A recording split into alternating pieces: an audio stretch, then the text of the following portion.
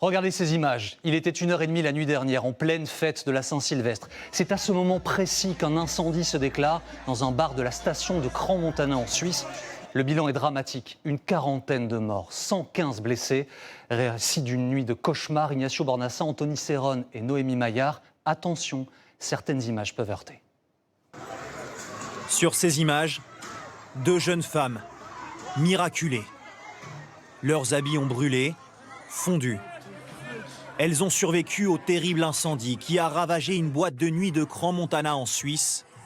Voici l'instant où l'incendie démarre, filmé de l'intérieur. On voit le feu se propager au plafond avant qu'il n'embrase toute la pièce en une fraction de seconde. À cet instant, des centaines de personnes sont piégées.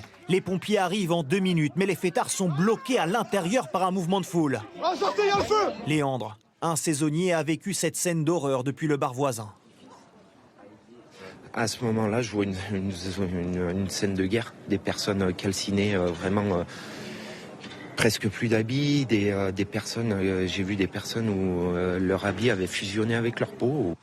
L'incendie s'est déclaré autour d'1h30 du matin dans ce bar-boîte de nuit très fréquenté par des jeunes situé au pied d'un immeuble d'habitation en plein centre-ville.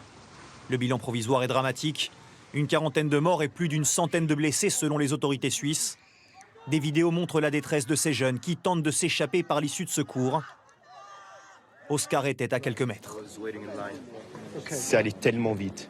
On s'est tourné, on a discuté et après les flammes sont sorties. C'est vraiment des jeunes qui tapaient sur les vitres. Ils voulaient sortir mais ils n'arrivaient pas, des cris. C'était vraiment l'enfer. Cet après-midi encore, de nombreuses personnes angoissent, sans nouvelles de leurs proches. Hier soir, Federico attendait l'un de ses amis à l'extérieur de l'établissement. Mais je sais pas, on les trouve plus. Comment tu te sens, toi, par rapport à... Nous, on n'a pas dormi. On appelle, on est inquiet parce qu'on ne le trouve pas. Mais hier, quand on est venu là, c'était un film. Moi, je croyais pas, c'était pas vrai. Plusieurs témoins disent avoir assisté quelques instants avant le drame à un balai de bouteilles de champagne décorées avec des bougies étincelantes. On les voit ici dans cette ancienne vidéo promotionnelle de la boîte de nuit. Les enquêteurs devront déterminer s'il existe un lien avec l'embrasement généralisé. Ils s'intéressent aussi à la configuration des lieux. L'enquête sera aussi là pour déterminer s'il y a toutes les normes de sécurité qui ont été respectées ou si tel n'est pas le cas. Sur ces photos promotionnelles, on voit l'intérieur de l'établissement avant l'incendie, construit sur 2 étages avec un sous-sol pour une capacité de 400 personnes.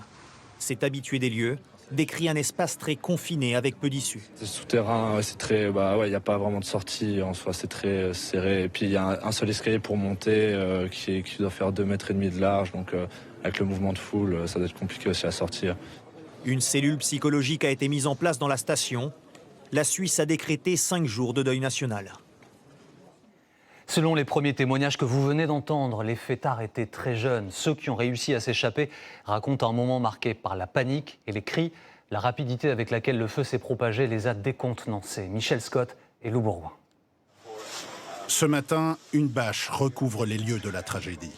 À quelques mètres, 2 jeunes, dont un mineur, qui ont survécu à l'incendie, racontent la panique qui s'est emparée de la foule coincée à l'intérieur. Un sous-sol confiné, des escaliers saturés de monde. C'était un chaos, c'était l'instant de survie, les gens étaient bloqués, j'ai dû mettre une table en travers pour pouvoir me cacher derrière la table pour éviter de me faire attraper par le brasier. C'était que du bois et puis il y avait toutes les bouteilles, tout l'alcool a brûlé, donc ça aussi ça fait une énorme explosion intérieure. Il parvient alors miraculeusement à trouver une issue. Je voyais qu'il y avait trop de monde dans les marches pour remonter au bar du dessus, donc moi j'étais caché là et puis après j'ai vu une lumière, donc j'ai suivi la lumière. Et puis en haut, c'était pareil, je voyais rien, mais j'entendais que crier, les portes s'ouvraient pas. Je me suis dit pendant un moment, qu'est-ce que je fais? Est-ce que j'y reste? Est-ce que c'était de la tension? Et puis en fait, j'ai pris 30 secondes pour réfléchir. J'étais à 2 doigts de tomber dans les pommes à cause de toute cette fumée, mais j'ai cassé la fenêtre et je m'en suis sorti. Son ami Nathan, lui, vient de quitter l'établissement à peine 3 minutes plus tôt, quand il assiste à la bousculade désespérée de ceux qui tentent d'échapper aux flammes. Je vois les gens descendre en trombe et rapidement, vraiment, les escaliers se bousculer, se pousser. Il y en a qui tombaient. Ça criait, franchement, ça faisait assez froid dans le dos. On voyait les premiers brûlés traverser la route. Donc on les voyait déjà d'abord sans vêtements, donc leurs vêtements complètement brûlés, troués, qui demandaient de l'aide, qui criaient au secours. J'ai perdu 4 amis à moi et 3 personnes qui sont encore disparues. Je réalise pas encore trop ce que j'ai vécu. J'ai l'impression que c'est un cauchemar, que je vais me réveiller demain. Nathan et Axel ont moins de 20 ans, comme beaucoup de ceux qui étaient présents pour fêter le réveillon hier soir à Crans-Montana. Toute la journée, des dizaines de familles ont attendu anxieusement des informations au sujet de leurs proches, redoutant une terrible nouvelle. Les autorités ont déployé de très importants moyens pour accompagner ces familles, les victimes. Les blessés sont répartis dans plusieurs hôpitaux suisses, mais aussi français. Mathieu Desmoulins et Adrien Voyer.